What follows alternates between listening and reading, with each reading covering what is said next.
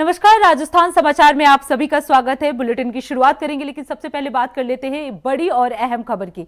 बुधवार को मुख्यमंत्री भजनलाल शर्मा के काफिले की 2 गाड़ियों की एक टैक्सी ने टक्कर मार दी। एक्सीडेंट में एएसआई सुरेंद्र सिंह की मौत हो गई है। वहीं गुरुवार सुबह जयपुर पुलिस लाइन में सुरेंद्र सिंह को श्रद्धांजलि देने के बाद एएसआई सुरेंद्र सिंह की पत्नी सविता सिंह का दर्द फूट पड़ा।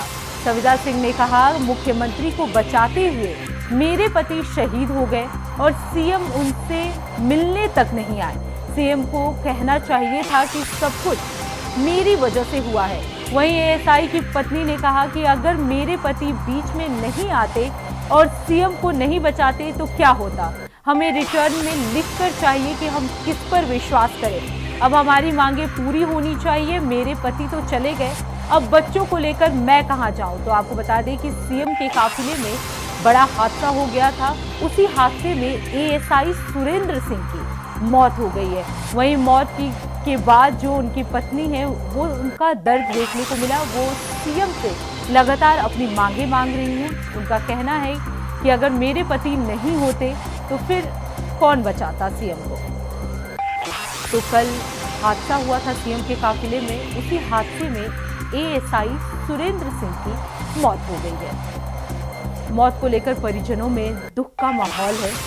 पत्नी का दर्द छलक के सामने आया है। पत्नी ने सरकार से ये मांग की है।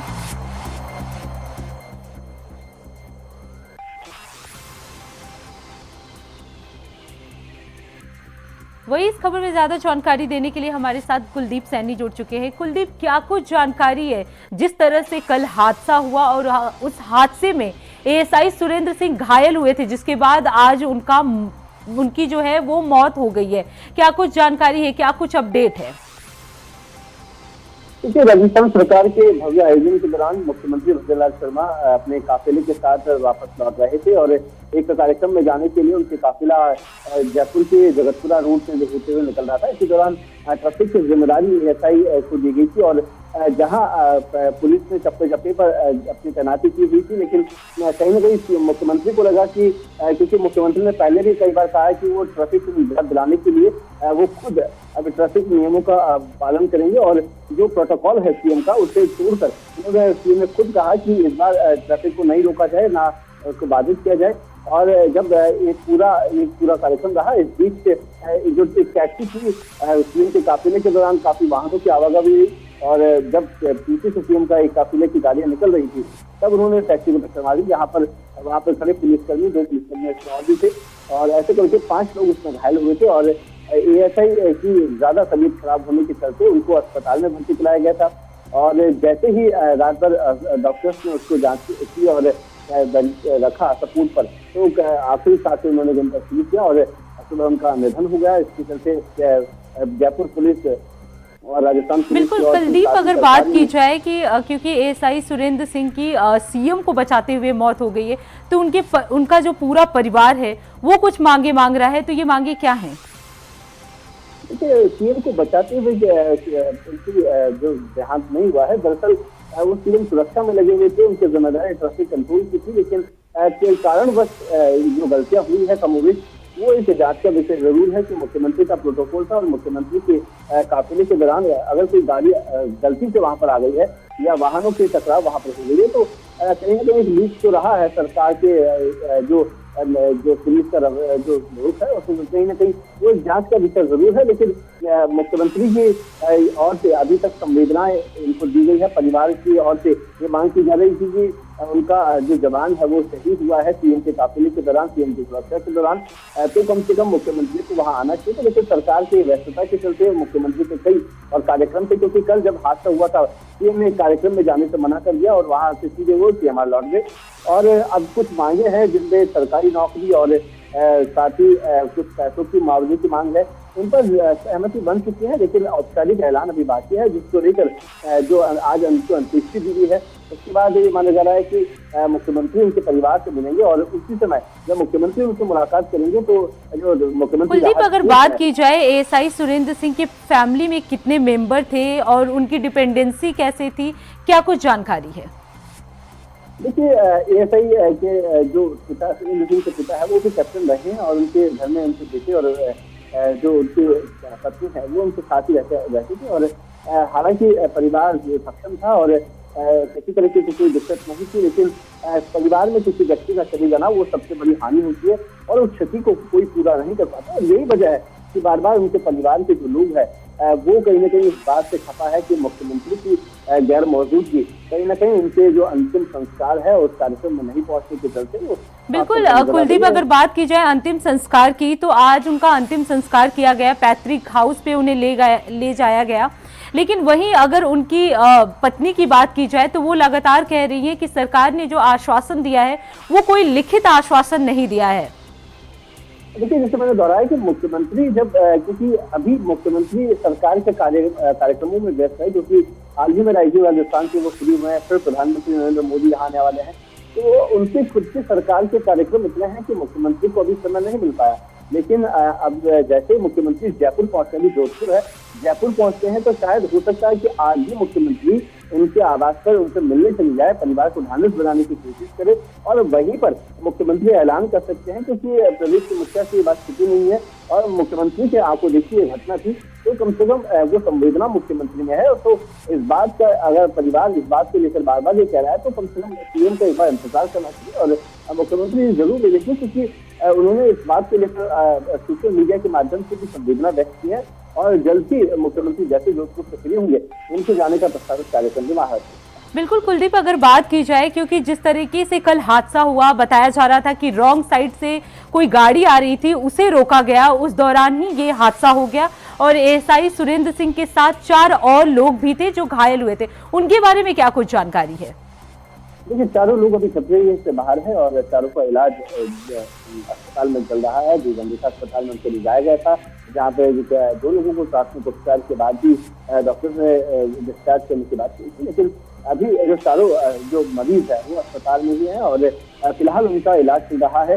हालांकि उनको इतनी गहरी चोट नहीं थी क्योंकि एएसआई सुरेंद्र सिंह है वो मौके पर थे और जो वाहनों की टक्कर इतनी भीषण थी कि उनके जो चेस्ट में सबसे ज्यादा जो सबसे ज्यादा घाव जो रहा वो उनके छाती पर लगा था, जिसकी वजह से उनको बार बार सीपीआर किया गया, लेकिन वो कमोबेश पूरा नहीं हो पाया और ईश्वर के साथ ये मंजूर था और यही वजह रही कि उन्होंने आज अपना दम तोड़ दिया और मुख्यमंत्री की सुरक्षा में एक नाम उनका शहीदी में जुड़ गया, लेकिन राजस्थान पुलिस ने उनका नाम शहीद के दर्जे में रखा है। बिल्कुल कुलदीप, अगर बात की जाए क्योंकि सीएम का ये काफिला था और इस तरह का हादसा होना तो कहीं ना कहीं प्रशासन की चूक मानी जा सकती है कि ये आखिर हादसा हुआ कैसे, जो भी गाड़ी टकराई उसके खिलाफ किसी तरह का एक्शन लिया गया?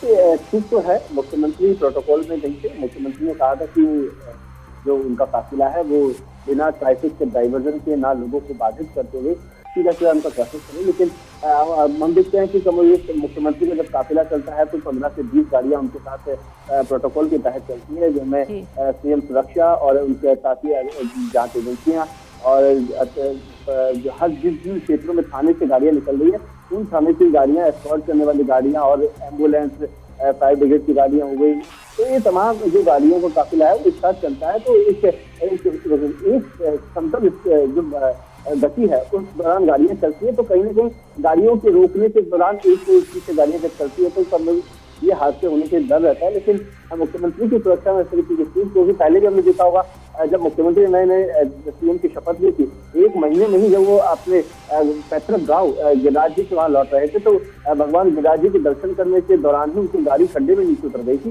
तो कहीं ना कहीं ये हादसे हैं, होते हैं, लेकिन किसी की भी हानि, एक इंसान की जान चली जाना, कहीं ना कहीं इसकी भरपाई कोई सीधी नहीं। बिल्कुल कुलदीप, आप बने रहिएगा, आगे भी आपका रुख करेंगे क्योंकि अब देखना होगा कि सीएम कब तक मिलने पहुंच रहे हैं मृतक के घर, तो सीएम को बचाते हुए जो एएसआई है उनकी मौत हो गई थी।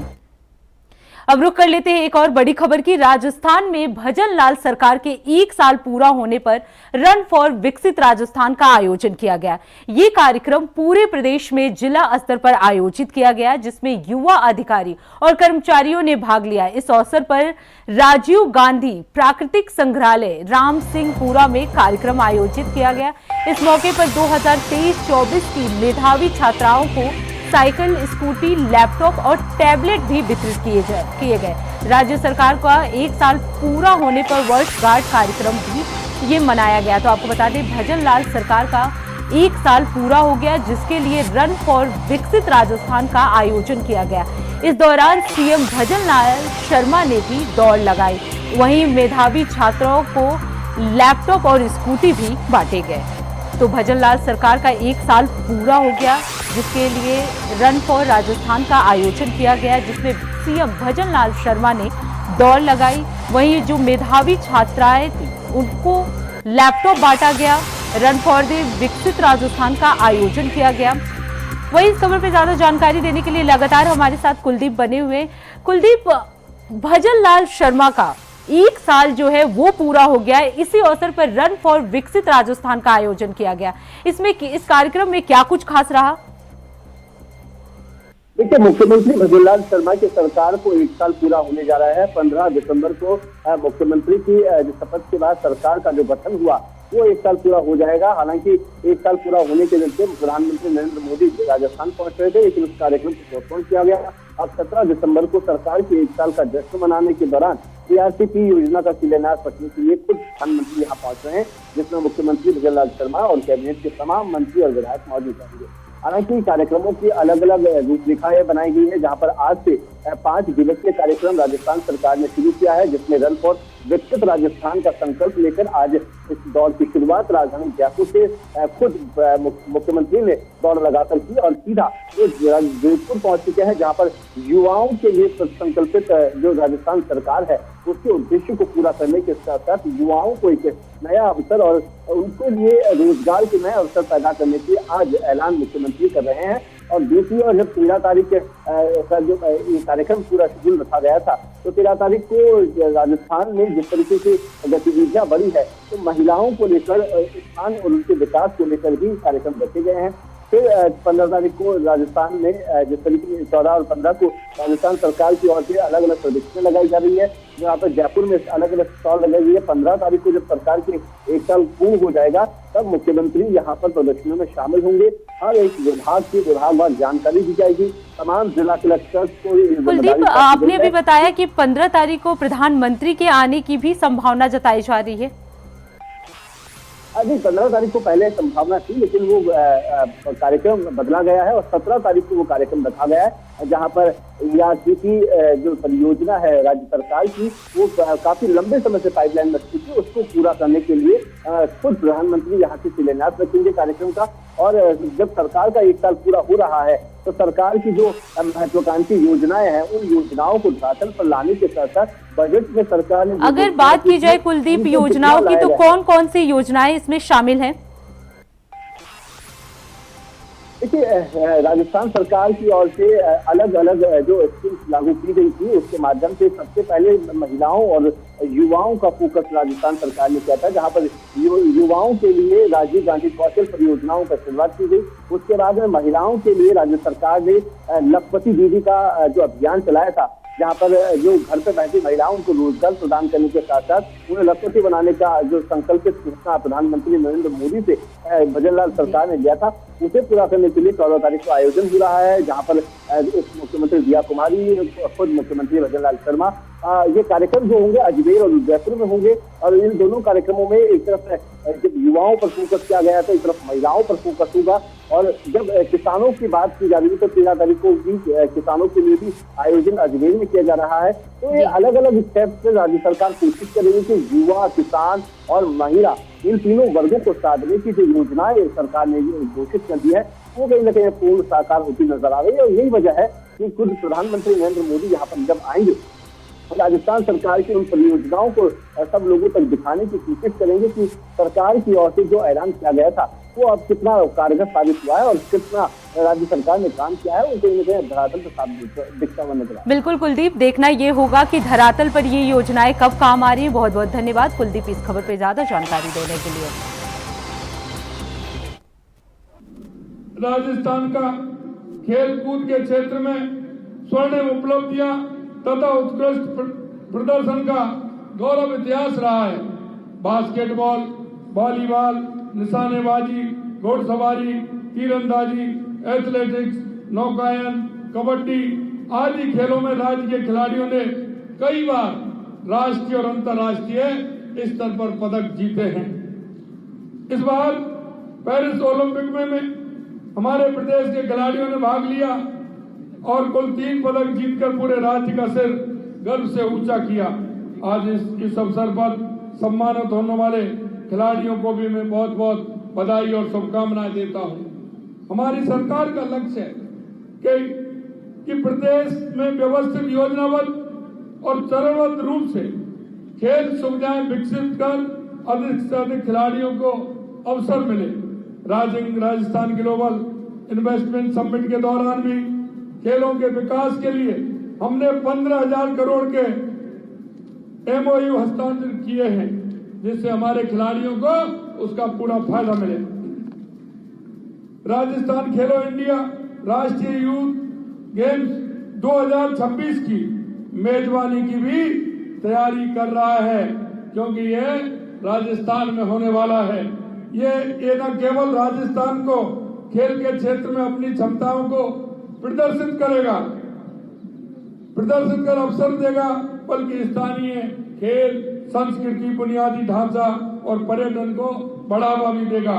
ओलंपिक में भाग लेने के लिए प्रदेश के 50 प्रतिभाशाली युवाओं को प्रशिक्षण किट, कोच सहित विश्वस्तरीय सुविधाएं उपलब्ध कराने की दृष्टि से Rajasthan target Olympic podium scheme शुरू की जा रही है। साथ ही जयपुर में खेलों के लिए centre of excellence for sports भी स्थापित किया जाएगा। प्रदेश में प्रत्येक स्तर पर खेलों को प्रोत्साहन हेतु समुचित वातावरण तैयार करने के लिए खेल इंफ्रास्ट्रक्चर, विज्ञान विश्लेषण, परामर्श, पोषण का समावेश करते हुए खेल नीति और युवा नीति भी शीघ्र लाई जाएगी। इसके अतिरिक्त प्रदेश में कोच और खेल विशेषज्ञ तैयार करने के लिए महाराणा प्रताप खेल विश्वविद्यालय स्थापित किया जा रहा है। आप सबकी भागीदारी से हम न केवल एक विकसित राजस्थान की कल्पना कर रहे हैं, बल्कि उसे सच भी कर रहे हैं। आइए हम हर कदम राजस्थान की विकास की दिशा में उठाएं। हमारी दौड़ राजस्थान के प्रति हमारी प्रशंसा और इसकी अद्भुतता को दुनिया के सामने प्रस्तुत करने की हमारी प्रतिबद्धता है। मैं आपसे कहना चाहता हूं कि हमारा युवा सशक्त होगा, हमारा राजस्थान सशक्त होगा। हम हर क्षेत्र में, युवाओं के रोजगार के क्षेत्र में हो या खेल के क्षेत्र में हो, हमारी सरकार काम कर रही है। और आपको मैं बताना चाहता हूं कि प्रतिबद्ध तरीके से जो हमने हमारे संकल्प पत्र में जो वायदा किया है, मैं आज आपको विश्वास दिलाना चाहता हूं। राजस्थान में आपने देखा होगा हमारे युवाओं के जिस तरह से आगे आने के अवसर दुनिया में, क्योंकि स्वामी विवेकानंद जी ने कहा था कि उठो जागो, इस देश दुनिया पर छा जाओ। वो समय आ गया है। उन्होंने कहा था कि 21वीं सदी भारत की होगी। मित्रों, मैं कहना चाहता हूं, स्वामी विवेकानंद जी ने कहा था कि 21वीं सदी भारत की होगी, और देश के यशस्वी प्रधानमंत्री नरेंद्र मोदी जी ने करके दिखा दिया कि 21वीं सदी भारत की होगी, भारत के युवाओं की होगी। इसलिए मैं कहना चाहता हूं कि आज रन फॉर विकसित राजस्थान को वार्षिक आयोजन बनाकर हर वर्ष 12 दिसंबर रन फॉर विकसित राजस्थान का ये कार्यक्रम हर साल होने वाला है। राजस्थान के लिए इतिहास बनेगा। मैं आपको इतना कहना चाहता हूं कि आपने देखा होगा हमारी सरकार जब से आई है, हम युवाओं के उत्थान के लिए, युवाओं के आगे आने के लिए हमने हर प्रदेश और देश की जिन व्यवस्थाओं को हमने लिया है, निश्चित रूप से राजस्थान उन सारी दिशाओं में आगे कदम बढ़ाएगा। उन्हें मैं आप सभी को बहुत बहुत शुभकामनाएं देता हूं। आप रन फॉर विकसित राजस्थान में आपने जिस तरह से भाग लिया है, बहुत बड़ी संख्या में हमारे युवा आए हैं। आप सभी को मैं बहुत बहुत बधाई और शुभकामनाएं देता हूं, और आपके उज्जवल भविष्य की कामना करता हूं कि आप आइए, आगे बढ़िए, राजस्थान को उत्कृष्ट राजस्थान बनाइए, विकसित राजस्थान बनाइए। इसी आशा और विश्वास के साथ आप सभी को बहुत फिलहाल रुकते हैं एक छोटे से ब्रेक के लिए। ब्रेक के बाद जल्द लौटेंगे। देखते रहिए इंडिया वॉइस। ब्रेक के बाद एक बार फिर आप सभी का स्वागत है। रुक करते हैं अगली खबर की। कोटा उत्तर विधायक और पूर्व यूडीएच मंत्री शांति धारीवाल ने मुख्यमंत्री भजन लाल शर्मा के बयान पर पलटवार किया है। उन्होंने राइजिंग राजस्थान पर कहा कि मुख्यमंत्री ने कह दिया है कि साल भर बाद पूछना हमसे, तो हम साल भर बाद ही पूछेंगे।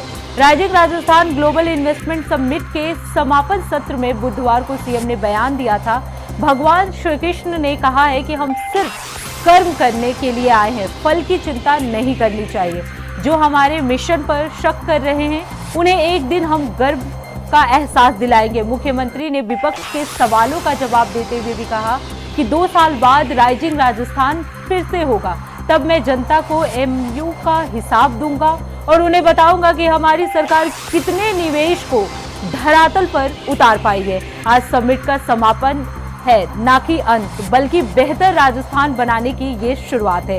इसी बयान पर धारीवाल ने कहा कि मुख्यमंत्री को ने कहा है कि वो 1 साल बाद हमें बताएंगे, तो हम उनसे 1 साल बाद ही पूछेंगे। क्या? हाँ, 1 साल पूरा हो गया, लेकिन हमें तो कोई नज़र नहीं आता कि 1 साल, इस साल में कुछ कोटा में कुछ हुआ हो। कोटा ही नहीं बल्कि कोटा जिले की कहीं पर भी कोई नई चीज़ नहीं देखने को मिल रही। इन बातों का सबक लेना चाहिए राज्य सरकार को। यही कारण था कि आपका लोकसभा में जो डिफरेंस कम रहा ना, वो इसी वजह से रहा कि आपने कुछ नहीं किया था। न तो पहले किया, पहले कार्यकाल में किया, न दूसरे कार्यकाल में किया, और न आप कर रहे हो। इसके नतीजे फिर भुगतने पड़ेंगे। पक्षपात कर रहे हैं, साफ पक्षपात कर रहे हैं। हमने जब ये नगर निगम के चुनाव हुए थे, तो चुनाव होते ही हमने बीजेपी वालों को, कांग्रेस वालों को, सबको 1-1 करोड़ रुपया हर वार्ड में दिया था। इन्होंने क्या किया है कि जो बीजेपी के वार्ड हैं उसमें तो पैसा दे दिया। खबर नीमका थाना के श्री माधोपुर से है, जहां तेज रफ्तार कार बैरिकेड तोड़ते हुए 2 लोगों को टक्कर मार दी। वहीं हादसे में एक व्यक्ति की मौके पर ही मौत हो गई, वहीं एक महिला जो है वो गंभीर रूप से घायल हो गई। वहीं लोगों ने महिला को निजी अस्पताल पहुंचाया, जहां महिला का इलाज चल रहा है। बताया जा रहा है कि दोनों मंडप से निकलकर बाहर आ रहे थे, तभी बाहर रोड के किनारे लगे बैरिकेड को तोड़ते हुए कार ने दोनों को टक्कर मार दी। पुलिस ने कार को हालांकि जब्त कर लिया है। खबर टोंक से है, जहां तेज रफ्तार का कहर देखने को मिला है। हाईवे पर ट्रैक्टर ने बाइक को टक्कर मार दी, जिसमें 2 लोगों की मौके पर ही मौत हो गई, वहीं एक गंभीर रूप से घायल हो गया है। बता दें कि बाइक सवार कोटा से जयपुर जा रहे थे। वहीं मंत्री हीरालाल नागर को इसकी जानकारी मिली तो मंत्री अस्पताल पहुंचे और पीएमओ से हादसे की पूरी जानकारी ली और घायल का हालचाल भी जाना। वहीं मृतक मंत्री नागर के दफ्तर में लकड़ी का काम करता था। मंत्री के अस्पताल पहुंचने की जानकारी मिलते ही विधायक राजेंद्र गुज्जर भी अस्पताल पहुंचे। वहीं एसपी विकास सांगवान समेत पुलिस और कई प्रशासनिक अधिकारी भी मौके पर पहुंचे। हम लोग तीनों कुछ जयपुर काम कर रहे थे और हमारे कोटा और 12 से हैं। एकदम मुझे पता लगा कि एक एक्सीडेंट हुआ है और एक अचानक नीचे से कोई ट्रैक्टर आने से मोटरसाइकिल से भिड़ गया, जिससे ये एक्सीडेंट के बाद में पता लगा कि 2 और एट द स्पॉट ही वहां। खबर मानसूर से है, जहां महाविद्यालय की 3rd ईयर के छात्र सुरेश मीणा ने बताया कि राजऋषि विश्वविद्यालय में एक बार फिर 80% विद्यार्थियों को फेल कर दिया गया है, जिसको लेकर 4 दिसंबर को कॉलेज प्राचार्य विश्वविद्यालय के कुलपति के नाम ज्ञापन भी सौंपा गया था, लेकिन छात्रों की कोई सुनवाई नहीं की गई, जिसको लेकर आज सभी छात्रों ने कॉलेज के मेन गेट पर विरोध प्रदर्शन किया। छात्रों ने अपनी मांगों को भी मांगा और ये बताया कि जो गड़बड़ी हुई है उसे दूर की जाए। इसके साथ ही धरना प्रदर्शन की सूचना पर बानसूर थाना प्रभारी और तहसीलदार जो थे वो मौके पर पहुंचे और विद्यार्थियों को समझा बुझाकर प्रदर्शन खत्म कराया। हमारे रिजल्ट में संशोधन करे, बेवजह का रिजल्ट निकाल रही है। ये यूनिवर्सिटी ने सिर्फ कमाने का धंधा बना रखा है। अगर शुल्क देने के बाद वो में पास कर रही है तो पहले क्यों नहीं कर सकती? वो कैसी कॉपियां चेक कर रही है? वो हम लोगों की मांगे बिना शुल्क के हमारे रिजल्ट फिर से जारी करे, वो उसमें हम पास होते हैं नहीं होते वो हमारी देखी जाएगी फिर। हमारा सेकंड सेमेस्टर का रिजल्ट आया था, उसमें विश्वविद्यालय ने बहुत बड़ी गड़बड़ करी थी। हमारे कॉलेज के 80% बच्चों को फेल कर दिया। किसी का कैलकुलेशन में दिक्कत है, किसी को क्या दिक्कत है, मतलब सही तरीके से रिजल्ट नहीं काट रहे। अब ये बताओ, जैसे रिजल्ट फॉरम डेट बढ़ती है तो पैसे हमसे लेते हैं, फिर ये अगर मार्क्स टीचर की गलती होता है फिर भी हमसे पैसे लेते हैं। जो कुल मिला के गलती किसी की हो, पैसे हमसे लेते हैं। तो ऐसा कब तक चलेगा? धरना प्रदर्शन किया है सर जी, हमने 4 तारीख को किया था, आज 8 दिन हो गए सर, उसका भी कोई अब। खबर झालवाड़ से है, जहां सबसे बड़े अस्पताल एसआरजी अस्पताल में सुरक्षा कर्मी जो है प्रदर्शन कर रहे हैं। उनकी मांग है कि समय पर भुगतान नहीं किया जा रहा है, जबकि हर महीने की 7 तारीख को भुगतान होना है। भुगतान को हर बार देरी से किया जा रहा है, जिसके कारण इनको परेशानी का सामना करना पड़ता है। यही नहीं, पिछले 3 साल से इनको वर्दी भी नहीं दी गई है। सुरक्षा कर्मियों की मांग है कि समय पर भुगतान और वर्दी दी जाए। आज 2 घंटे कार्य बहिष्कार कर प्रदर्शन किया गया। आपको बता दें, मांगे नहीं मानने पर कल से सामूहिक हड़ताल की जाएगी, इसे लेकर भी धमकी दी गई है। हमारी मांगे यही है सर कि जो हमारा जो मूल वेतन कट रहा है वो हमें मिला जाए, और राजस्थान का 7 तारीख को जो हमारे पेमेंट डलता है 7 तारीख को पेमेंट मिला जाए। राजस्थान सरकार का 1 साल का कार्यकाल पूरा हो गया और इसी के चलते टोंक जिला में मुख्यालय पर रन फॉर विकसित राजस्थान का आयोजन किया गया। इस दौरान विधायक राजेंद्र गुज्जर और एसडीएम राम रतन सौकरिया ने भी दौड़कर हरी झंडी दिखाई। इसके साथ ही विवेकानंद सर्किल पर मैराथन दौड़ भी किया गया। विकसित राजस्थान हो रहा है, उसके संदर्भ में आज हम सब लोग भी एक कार्यक्रम में आए हैं। सब लोग हमारे जो छात्र हैं, हमारे यहाँ के डीएलओ अधिकारी हैं, हमारे यहाँ के आम नागरिक हैं, और जिस प्रकार विकास की ओर बढ़ रहा है राजस्थान, उस संदर्भ में आज 1 वर्ष पूर्ण हो गया है। उसके संदर्भ में आज सब लोग हम पूरे ग्राउंड पे चक्कर लगा के दौड़ भी लगा रहे कुछ, और हम सब भी चल के आए। जिस प्रकार 1 साल में विकसित हुआ है भारत, जिस राजस्थान, उसी प्रकार अब गति पकड़ना शुरू कर दिया है। और आने वाले समय में आपको लगेगा, और आपको भी सभी को साथ लेकर, आम आदमी को अंतिम व्यक्ति तक हमारी जो केंद्र सरकार की योजनाएं, राजस्थान सरकार की योजनाएं, वो पहुंचाएंगे। संगठन के माध्यम से, आम लोगों के माध्यम से आम आदमी को राहत मिले, उसके लिए हम सब काम करें। राइजिंग राजस्थान के कार्यक्रम में माननीय प्रधानमंत्री जी आए, उसमें हमारे माननीय मुख्यमंत्री भी। फिलहाल राजस्थान समाचार में इतना ही। देश दुनिया की तमाम बड़ी खबरों के लिए देखते रहिए इंडिया वॉइस। तब तक के लिए नमस्कार।